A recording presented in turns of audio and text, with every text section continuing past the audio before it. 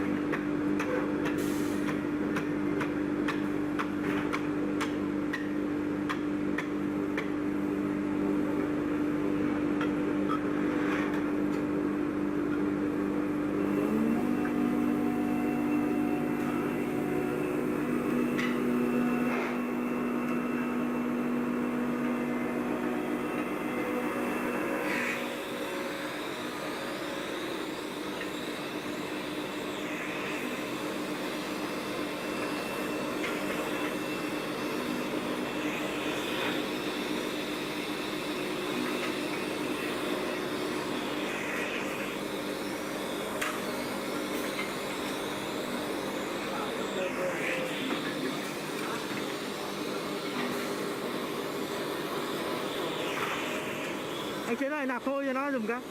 Nạp phôi cho em dùng cái.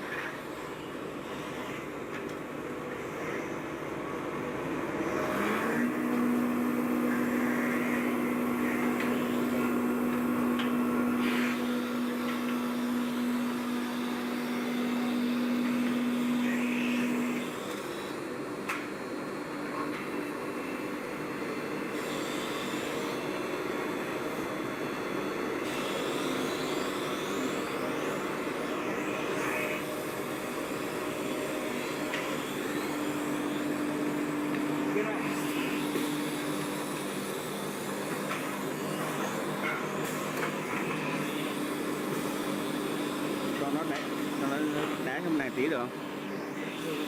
Hoặc cần set file mình set trên máy được không? Được.